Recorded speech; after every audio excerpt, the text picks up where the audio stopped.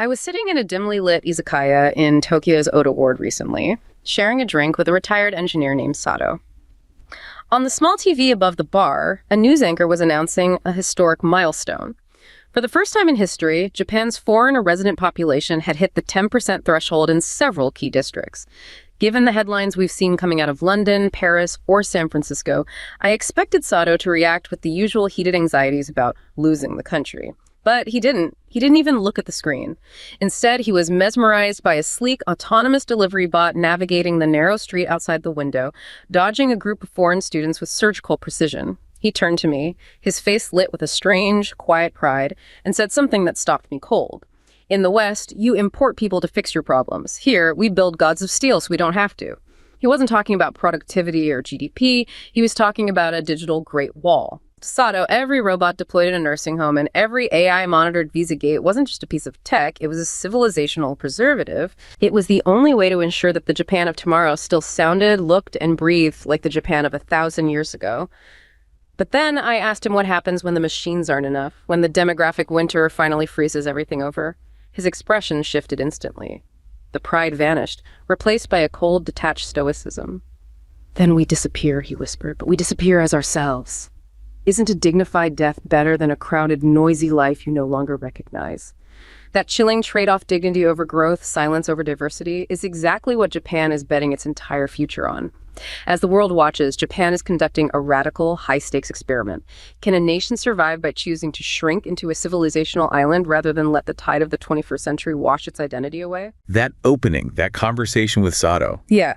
it really just perfectly captures the profound philosophical choice that we're looking at today. It really does. I mean, we're talking about a society that has spent the last, 3 decades? At least 3 decades of being the global economic punching bag. Right. Told by every major international body that it's failing, that this demographic cliff they're on is just a guarantee of collapse. And yet what you see on the ground is that they've engineered this quiet, almost sustainable victory. It feels like more than just survival. It's like a strategic withdrawal. That's a great way to put it. They've intentionally prioritized their own internal stability, that deep social cohesion and, cultural preservation. And they've done it over the endless chase for economic expansion and population growth that we see everywhere else. The most incredible part, to me, is that they seem to have effectively decoupled quality of life from GDP growth. Which is a concept that just fundamentally contradicts the economic dogma of pretty much every other developed nation on the planet. Absolutely. So our mission in this deep dive is to really investigate the feasibility of this, the long-term sustainability, and, the genuine societal benefits of this strategic contraction. It's a real-world, high-stakes experiment. You could even say it's in post-capitalist priorities. And we have to figure out if this elegant stillness, as some call it, is truly sustainable in the long run. Okay, so we're going to unpack this seemingly impossible strategy, and we see it as resting on 3 critical pillars. Right. 3 key areas. First, we have to understand the economic philosophy. How on earth have they navigated 3 decades of degrowth while maintaining such a high standard of living? Second, we've got to dive into the social foundation, that unparalleled, almost mythic safety and cohesion you feel when you're there. The bedrock of their whole experiment. Yeah, and it's achieved through a very strategic rejection of the Western multicultural model. And finally, that brings us right back to Sato, the technological solution. The digital Great Wall. Exactly. Leveraging that deep cultural spirit of the shokunin, the master artisan, to build this wall of robotics as a form of cultural defense against labor shortages. Okay, let's unpack this. We have to start with the overwhelming force that drove this entire pivot in the first place. The inescapable demographic cliff. Japan is, and there's really no debate on this, the global canary in the coal mine. It's the harbinger state for every major demographic challenge the 21st century is facing. They hit this super aging society status way ahead of their neighbors like South Korea and China. And the sheer magnitude of the aging population it's genuinely hard to wrap your head around. Japan has the highest proportion of elderly citizens on the entire planet. As of 2022, we're talking nearly 30%, 29.1% to be exact. Right. Of the total population was 65 or older. And if you put that in context, that proportion is so much smaller in comparable American or European nations, sometimes by 10 or even 15 percentage points. The stats are powerful, but the most critical variable isn't actually the scale. It's the speed of the transition. How fast it all happened. Yes. It only took Japan 24 years for its population aged 65 and older to double, to go from 7% of the total population to over 14%. 24 years? Yeah. That's less than a single working generation to absorb the most massive societal shift since, the post-war Reconstruction? It's a breakneck pace. It's almost unprecedented in the developed world. So how does that compare to Europe? Well, that's where it gets really stark. For France, that identical demographic doubling, it took them 115 years. 115? Italy had 61 years.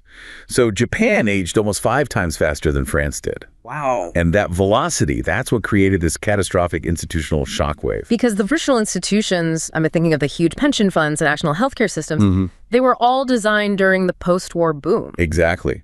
When the population was young, dynamic, growing rapidly, the systems were engineered for a rising demographic tide. And then suddenly the floor just fell out from under them. The demographic base shifted out from under them in the span of 2 decades. Countries that had a century or more to figure out how to gracefully adapt their social security models. How to gradually refund or transition? Japan just didn't have that luxury. The systems were designed for expansion, and they were hit with this accelerated, violent contraction. That momentum is what leads to those really severe, almost shocking long-term projections. Yeah. The total population, which peaked around 2008, is projected to shrink by a massive 16%, down to about 107 million by 2040. And the long-term outlook is even more dramatic. I've seen projections that the population could literally have by the end of the century. That's right, shrinking to below 65 million by 2100.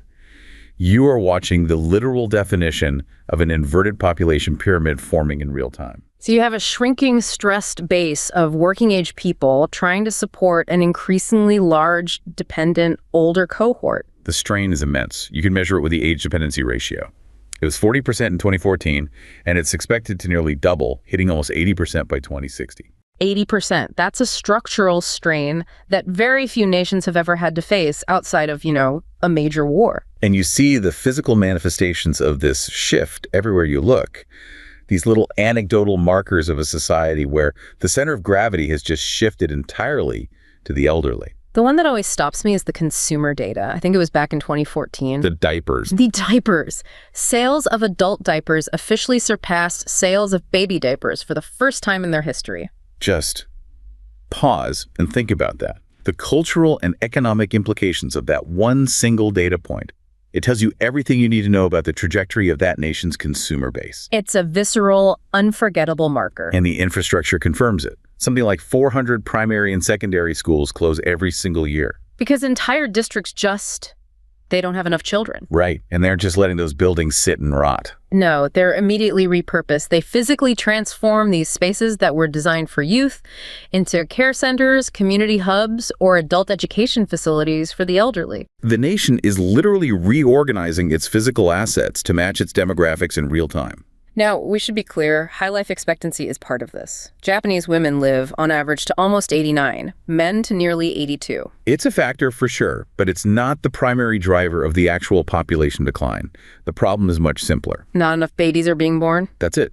The main driver is the sustained low fertility. The total fertility rate, the TFR, has been below the replacement level of 2.1 since way back in 1974. Since 1974. So we are looking at a half-century-long trend of societal withdrawal from reproduction. Which begs the question, what's fueling this sustained 50-year low rate?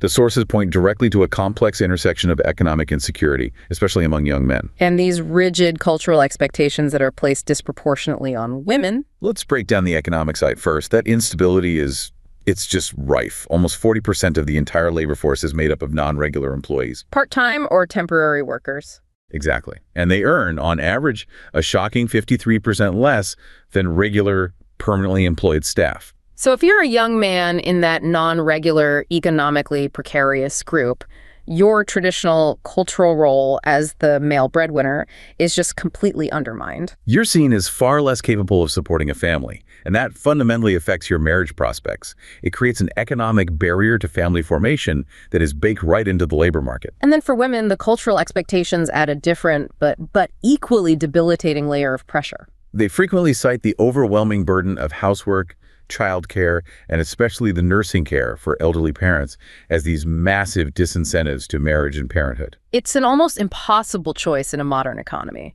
The entrenched gender roles are essentially forcing women to choose between pursuing a demanding career or accepting the full traditional burden of domestic and familial care. And for many, the only rational choice is to opt out of the childbearing part entirely. Which brings us to this phenomenon of the opt-out generation. A huge, statistically significant portion of young adults who are actively rejecting marriage and, in many cases, intimacy altogether. The statistics on physical intimacy they're stark markers of this deep societal withdrawal.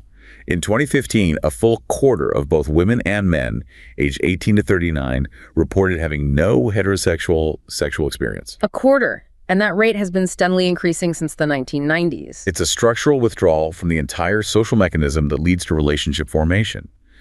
And the data draws a very clear economic line connecting job stability to intimacy. The disparity is almost unbelievable. It is. Low-income men were found to be 10 to 20 times more likely to have had no sexual experience at all. 10 to 20 times. And if you're a man and you're unemployed, your chances of being a virgin increase by a factor of 8 compared to those with stable, regular jobs. The financial dimension in a culture with such rigid gender roles is just underpinning this entire social collapse. So we have this perfect storm. A society actively shrinking due to cultural fatigue, economic disincentives, and social withdrawal. And for decades, as we said, global economists predicted this demographic strain would lead to chaos. But here's the paradox. The chaos never materialized. It never happened. And that is the core of the Japanese experiment. They have survived 30 years of flatline GDP growth, what everyone calls the lost decades, and yet they maintain incredibly high living standards. Universally reliable healthcare, hyper-efficient infrastructure. They utterly defy the universal capitalist dogma that you must grow or die. They've basically proven that stability and high quality of life and functionality are possible without that breakneck economic expansion. But we have to be honest, right? The contraction isn't painless. What are the undeniable structural costs they're paying for this stillness? Well, the labor shortages are severe. They affect over 50% of firms across a whole range of sectors. The public debt is staggering, 246% of GDP. Though it's mostly held internally, which helps mitigate the risk a bit. It does. But on a human level, there is the profound tragedy of social isolation. You're talking about kodokushi. Solitary death, yes. The phenomenon where isolated elderly people die alone and just go unnoticed for days or even weeks. It's such a dark marker of the isolation that comes with this aging trend. The data is heartbreaking. Data from just the first half of 2024 showed that nearly 4,000 bodies of people living alone were discovered a month or more after their death. And they were overwhelmingly people aged 65 and older. It just underscores the fragility that's lurking right beneath that surface stability. And geographically, the effects are highly visible in the form of IKEA or abandoned homes. That's from the migration of young people, especially young women, moving into the big hubs like Tokyo and Osaka. It's just emptying out huge swaths of rural and suburban Japan. The numbers are, again, staggering. As of 2015, there were 8 million abandoned homes across Japan. Some experts project that almost half of Japan's municipalities could effectively disappear between now and 2040 because of this relentless population outflow. It's a physical, geographical sign of the contraction. But here's where it gets really interesting, though. The narrative around this is being intentionally reframed. Yes. Instead of seeing it as this unmitigated catastrophe, some are framing it as a philosophical correction, this concept of elegant decline. We see this through the perspective of people like Hana, the architect you mentioned. She views the smaller population not as a national failure, but as a chance for reclaiming space. Right. As the population shrinks, per capita living space actually increases. It's viewing the country not as dying, but as exhaling. It's a deliberate, controlled, and dignified transition that prioritizes purity over growth. They are consciously choosing to be a smaller, better version of themselves, rather than a larger, fractured one. And in doing so, they're challenging the very global definition of what national success even means. And this philosophical acceptance of contraction, it finds a surprising intellectual foundation in contemporary critical theory, specifically Kohei Saido's bestseller, Capital in the Anthropocene. That book resonated immensely with young Japanese audiences, and it advocates for applying emergency brakes to capitalism. Saido promotes degrowth as the only mechanism capable of truly repairing environmental damage and addressing systemic inequality. His recommendations are very specific. They are ending mass consumption, things like fast fashion, advocating for drastically shorter working hours, and prioritizing essential labor-intensive work, especially caregiving, which so often goes undervalued in high-growth economies. If we connect this to the bigger picture, Saido's most powerful critique is leveled at the standard global responses to climate change. He argues that the Sustainable Development Goals, the SDGs, He calls them the new opium of the masses. it's a sharp assessment. It is. He believes the SDGs mask systemic problems by reducing everything to the responsibility of the individual consumer. Use less plastic, recycle more. Which conveniently obscures the immense responsibility of corporations, capital, and politicians in perpetuating the crisis. Exactly. His message is radical. It's to get rid of the entire system, to address inequality, which explains why it connects so powerfully with young Japanese people who are facing this chronic economic instability. So you have this cultural acceptance of contraction, both philosophical and critical, creating a foundation for their policies. But the government hasn't just resigned itself to fate. No, they've actively tried to manage the contraction through policy focused on fertility, workforce retention, and elderly care. The initial moves were crucial for tackling that care burden. The Gold Plan in 1990 and the introduction of long-term care insurance in 2000, those were designed to radically reduce the immense burden of elder care that was placed on individual families. And that was a brilliant move because it addressed that key barrier we talked about. It removed a major disincentive for women's workforce participation and childbearing. It liberated them from the necessity of being full-time caregivers. And that was followed by critical workforce retention initiatives aimed at softening the cultural demands of overwork. Right. They introduced the Child Care and Family Care Leave Law, which allows up to 1.5 years of leave, and legal limits on overtime based on employee requests. These are all attempts to make work more sustainable for parents. And the government is getting increasingly aggressive with its targeted pronatal incentives just last year in 2023. They nearly doubled the monthly child allowance for the third and subsequent children, extending coverage all the way to high school, plus establishing flexible vacation leaves specifically for fathers. That's a huge cultural shift, a recognition that men must share the domestic load. This multi-pronged policy approach is all focused on internal optimization, keeping women and the elderly economically active while, belatedly trying to incentivize larger families. But here's the critical point, the true pivot, their stance on immigration. Right. While almost every comparable G7 nation would use mass immigration to counter low fertility and labor shortages, Japan emphatically rejects that path. It's a profound, deliberate structural choice, and it's tied directly to prioritizing cultural preservation over raw economic necessity. They're strategically acknowledging that there is an unavoidable societal cost that comes with rapid cultural change and demographic dilution.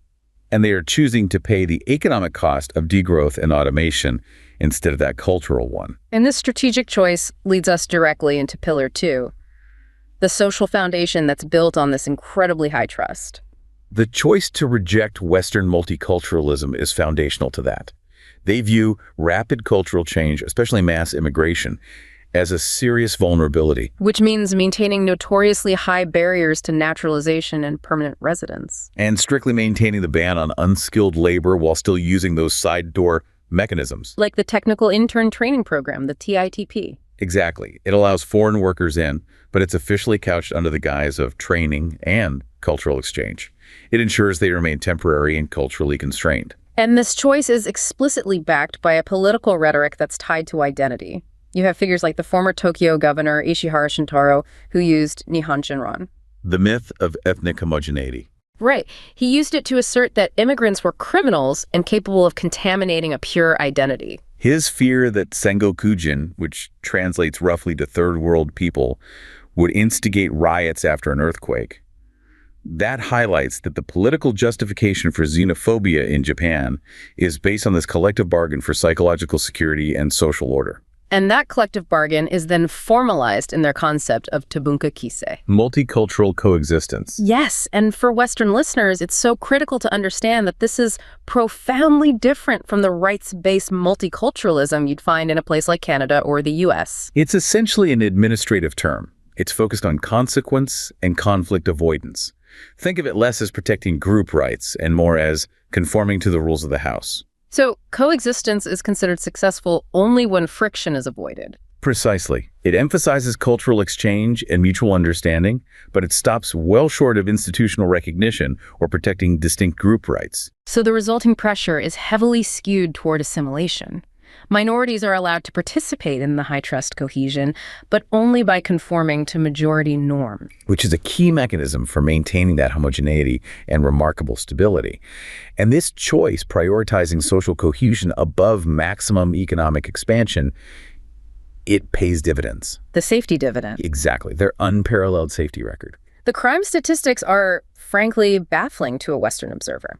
Japan's national murder rate is the lowest in the OECD. It stands at 0.2 per 100,000 people.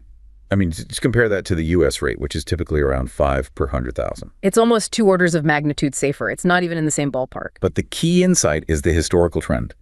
Japan's murder rate has been in this stable, continuous decline since the post-war era.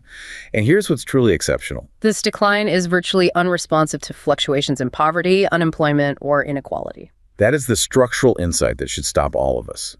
In the U.S., murder rates often act as a shadow of the economy. They track the ups and downs of unemployment and poverty. Violence is intimately linked to socioeconomic hardship. And Japan has structurally severed that link, even during 30 years of deep economic stagnation. We can illustrate this by comparing U.S. cities like Boston with Japanese cities like Osaka or Tokyo. Right. In the U.S., crime adheres fiercely to the hotspots theory. In Boston, a tiny fraction, just 5% of street segments, absorb the vast majority of gun violence and murder. And they cluster precisely in areas defined by low median income and high unemployment. And the perpetrators are reiterative, organized, and concentrated. In Boston, a tiny percentage of youth involved in gangs account for the majority of murders. It's localized, predictable violence born out of entrenched inequality in specific geographic spots. And the Japanese model is the inverse. Completely. Crime, including murder, is spread much more evenly across the entire geographic landscape. It's statistically disconnected from socioeconomic disparities. So even in Osaka's poorest district, Nishinari, which has the city's lowest income and highest unemployment, it still maintains a murder rate, about 1.2 per 100,000 residents. That is statistically similar to wealthy central commercial districts. The concentration of murder is simply not determined by poverty lines in Japan. And the perpetrator difference confirms the structural safety. Recidivism in murder is near non-existent, less than 0.3%. Almost every solved murder is attributed to a different individual, which implies a systemic lack of cohesive, repetitive criminal groups linked to homicide. Which brings us to the crucial structural element that enables all this safety, the Koban system. The pervasive police box on the block. The difference in geographical saturation is astronomical. Tokyo has 1,183 Koban. New York, for comparison, has 133 precincts. And Osaka, a smaller city, has 649 police boxes. It is a level of geographical coverage that seems financially impossible. But it's not impossible. It's a design choice. The system places these small, staffed police boxes every few blocks, and it turns officers into deeply integrated, proactive members of the community. They conduct detailed neighborhood censuses, family counseling, they address minor disputes. It is fundamentally preventative, integrated, and pervasive policing. So if they are so saturated with police boxes, they must be spending a fortune and deploying a massive police force. Yet the sources note the opposite. I know, it's incredible. Tokyo operates with 62% less total police force per capita than New York City. 62% less. That's the structural efficiency of the model. The sheer density of the boxes means the response time for any minor incident is tiny, which reduces escalation. And the preventative measures, the counseling, the census work, the constant presence, it reduces the need for major, expensive, reactive interventions later on. Exactly. So they're trading expensive, reactive, heavily armed policing for cost-effective, preventative, relational policing. And in the long run, they spend less money. Tokyo operates with 14% less policing expenditure per resident than New York. And achieves orders of magnitude lower murder rates.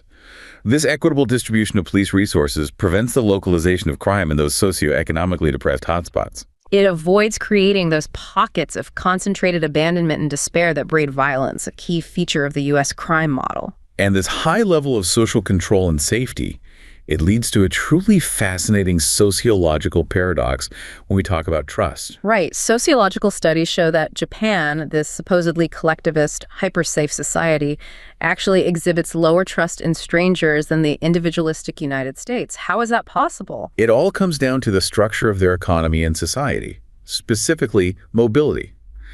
The lower social and inter-firm mobility in Japan encourages reliance on what is called parochial loyalty. So you only trust your immediate in-group, your longtime neighbors, your known colleagues, your specific professional network. Precisely. So if you're a Japanese business owner, you might shun an open market deal with a potentially cheaper supplier you don't know, and instead stick to an embedded supplier you have a long history with, even if it costs you more. You're sacrificing market efficiency to minimize the transaction costs and the reputational risk of being cheated. That's the mechanism. Americans, because of their famously high social and geographic mobility, are constantly forced into new economic and social interactions with strangers just to function. They have to develop a generalized universal trust that allows them to engage in unembedded exchanges with strangers. Which is crucial for a fluid global market. Right. So Japan is making a structural trade-off. It's what some call the mobility window theory. If mobility is too low, like in Japan, agents remain parochial, but they're safe because everyone relies on long-term relationships where reputation is everything. But if mobility is too high, relational constraints just collapse. Your local reputation is worthless because you can just move away. Which leads to a theoretical equilibrium of low universal trust, where social constraints on bad behavior just vanish. Japan's structure has protected its core societal mechanism, its safety and cohesion, by sacrificing open market fluidity for this parochial safety. It's a fortress of trust, secured by assimilation and strict oversight. And this inherent focus on preserving internal integrity and structural safety, even at the cost of dynamism, leads us perfectly into the final pillar. Leveraging these deep cultural values to solve their massive demographic challenges. This is the digital Great Wall. The strategic investment in robotics and AI, we're talking about packages like the 1 trillion AI revitalization effort. It's not just an economic policy. It's fundamentally an act of cultural defense. It's the conscious governmental choice of automation over immigration. It's the engineer Sato's vision writ large. Why import foreign labor to fix labor shortages when you can deliberately build robot caregivers and autonomous harvesters? The goal is to maintain the linguistic and cultural fabric of care homes and farmlands. It's a policy designed to solve the demographic problem internally. And what's crucial is the reframing. Japan views automation not as dehumanizing or job stealing, but as the ultimate necessary extension of the deep cultural value placed on precision. The artisan spirit. Shokunin. Shokunin is so much more than mere craftsmanship. It's a spiritual devotion to a craft and the unrelenting, almost obsessive pursuit of perfection. It's embodied by figures like the legendary sushi master Jiro Ono, who spends his entire life perfecting one single thing. The philosophy balances deep humility, that selfless surrender to the requirements of the craft, with the stubborn conviction. The insistence on the artisan's perfect way, even if it completely defies modern, faster, or cheaper methods. The core ethics demand absolute attention to detail. Nothing is too small to be perfected, even tasks no one will ever see. And an uncompromising commitment to quality where the result must be flawless. Historically, this reverence for creation was prioritized over commerce. Right. During the rigid Tokugawa social hierarchy, shokunin were ranked third, positioned above merchants, reflecting a core societal value that prioritized skilled production of tangible, high-quality goods over merely trading existing items. And the preservation of this knowledge is done through intensive oral and demonstrated learning. An apprentice might spend months, even a year, doing seemingly menial preparatory tasks like simply washing rice. Purely to instill that absolute precision, rather than relying on standardized, impersonal manuals. But how does this translate into industrial-scale policy? That is where monozukuri comes in. Which literally means making things. Monozukuri is the industrial application of this artisan ethos. It's the relentless emphasis on kaizen, or continuous improvement. combined with a zero-defect mentality and the stringent quality control that defined Japan's manufacturing leadership for decades. And here is the profound link to the digital Great Wall. The Shokunin commitment demands absolute perfection. Therefore, if a human cannot achieve zero defects 100% of the time, the cultural imperative is that a precision machine designed with flawless detail must take over. the logic is inverted. Replacing a human with a robot, in this context, is not a rejection of the artisan. It is the ultimate fulfillment of the artisan's ideal. It's a technological homage to the unrelenting pursuit of perfection. They're solving their labor crunch by leveraging their technological leadership, rooted in this cultural reverence for precision, to address the shortfall internally. Which reinforces national autonomy and homogeneity, actively avoiding the vulnerabilities associated with mass immigration that other nations have chosen. It's exactly what engineer Sato was talking about, building gods of steel for cultural continuity. And this pervasive attention to detail, known as kodawari, permeates modern life far beyond the factory floor. You see it everywhere, from the meticulously constructed ramen chef experience to modern avant-garde architecture that uses traditional wooden joinery. Even high-fashion collaborations leverage legacy techniques like indigo dyeing. The demand for handcrafted, uncompromising quality still profoundly shapes the modern commercial landscape. It proves the Shokunin spirit is alive and industrial. And this internal, highly technological solution, coupled with their deliberate isolation on immigration, leads to what some sources call the Galapagos dividend. That's a fascinating and slightly provocative term. It casts their perceived backwardness or rigidity on immigration as an asset. Exactly. Like the unique species of those isolated islands, Japan's social ecosystem, protected from foreign invasive species, maintains a fragile, high-functioning harmony. It preserves the world's last great reservoir of homogeneity and, crucially, the immense parochial social trust that homogeneity enables. That trust is the currency that allows their entire low-friction, high-safety social experiment to function. So if we synthesize all three pillars, the elegant economic contraction, the high-trust social foundation, and the cultural defense via technology, Japan has truly proven that survival with high integrity and quality of life is possible in a post-growth environment. They are sustaining these high living standards and incredible safety, despite demographic headwinds and flatline GDP growth that, in almost any other G7 country, would be signaling deep, deep chaos. They're meticulously constructing a future where their cultural soul, their identity, remains intact. They are choosing dignity over growth. It is an incredible experiment to witness. Prosperity and flourishing are not measured solely by traditional growth charts, but by the social friction a nation is willing to tolerate. By choosing structural stability and deep cohesion over the pursuit of maximum economic expansion, Japan has secured a quiet, deeply safe existence that many high-growth nations can only envy, demonstrating that sometimes choosing to contract can be the most profound and dignified form of preservation.